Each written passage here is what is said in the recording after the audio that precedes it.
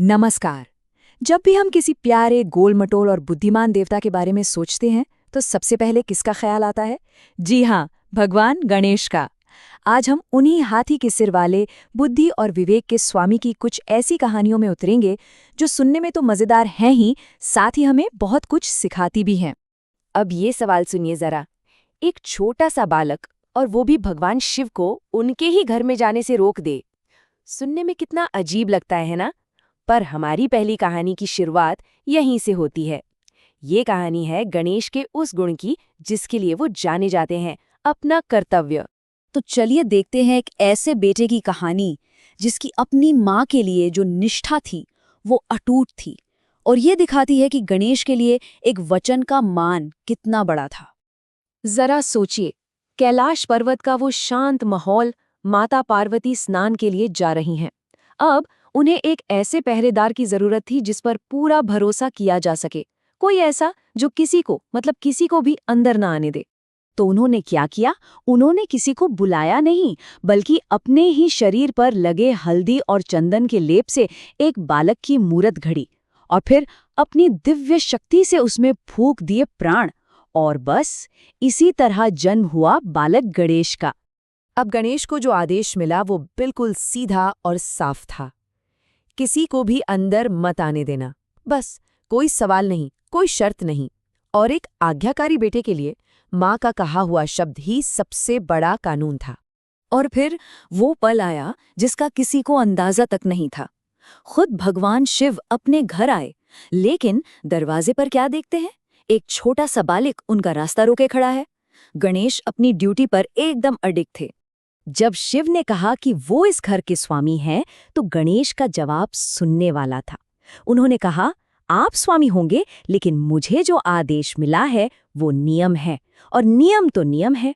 सोचिए जरा, उन्होंने शिव के पद को माना, लेकिन अपने कर्तव्य को उससे भी ऊपर रखा। ये होती है अटूट निष्ठा। खैर, काफी देर तक ये सब चला। अंत में माता पार्वती खुद बाहर आईं और उन्होंने इस पूरी उलझन को सुलझाया। उन्होंने शिव को बताया कि ये कोई और नहीं, बल्कि उनका अपना ही पुत्र गणेश है। शिव ये देखकर हैरान तो हुए, पर अपने बेटे की ऐसी कर्तव्य निष्ठा देखकर मन ही मन बहुत खुश भी हुए। चलिए अब अगली कहानी की तरफ बढ़ते हैं। ये वो कहानी है जो बताती है कि गणेश को बुद्धि का देवता आखिर क्यों कहते हैं। ये एक क्लासिक केस है जहां अकल ताकत पर भारी पड़ जाती है। तो हुआ ये कि एक दिन देवर्षि नारद कैलाश पहुंचे, और आते ही उन्होंने गणेश और उनके भाई कार्तिकेय के सामने एक चैलेंज रख दिया।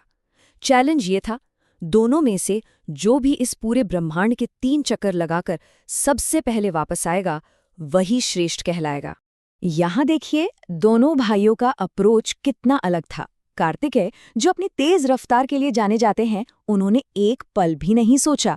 वो फौरन अपने मोर पर सवार हुए और ब्रह्मांड की यात्रा पर निकल पड़े। दूसरी तरफ गणेश, वो वहीं खड़े रहे, आराम से कुछ सोचते हुए। उन्होंने एक अलग रास्ता चुना, अक्ल का रास्ता।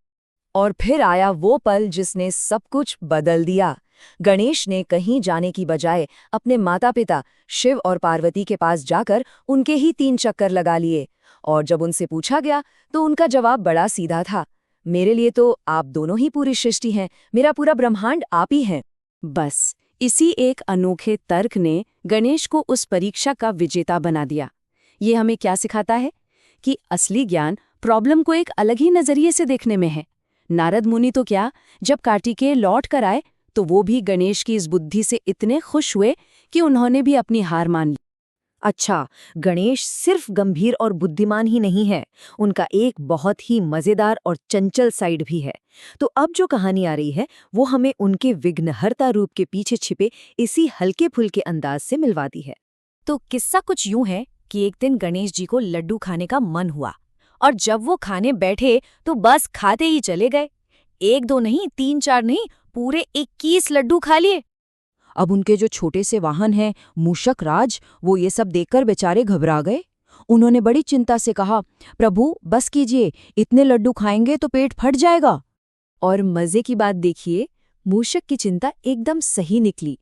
गणेश जी का पेट लड्डुओं के वजन से सचमुच तन गया और बाहर निकल आया। अब ये एक छोटी सी प्रॉब्लम खड़ी हो गई थी। लेकिन गणेश जी तो है विघ्नहर्ता, यानी हर मुश्किल का हल निकालने वाले। उन्होंने एक पल भी देर नहीं की। पास में ही एक सांप घूम रहा था, उसे उठाया और अपने पेट के चारों ओर एक बेल्ट की तरह कसकर बांध लिया।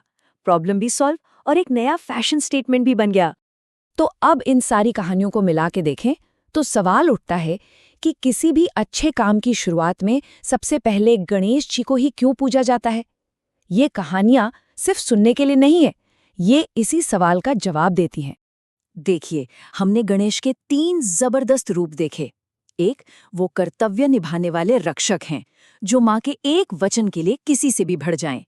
2, वो बुद्धि के स्वामी हैं, जो ताकत से नहीं, अकल से जीतते हैं।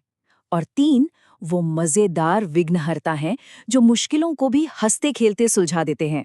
और बस इन्हीं गुणों की वजह से जब भी हम कोई नया काम शुरू करते हैं, कोई नई यात्रा पे निकलते हैं, तो सबसे पहले गणेश जी को याद करते हैं। ये एक भरोसा है कि उनके आशीर्वाद से हमारा काम बिना किसी रुकावट के पूरा होगा और उसे करने में मजा भी आएगा।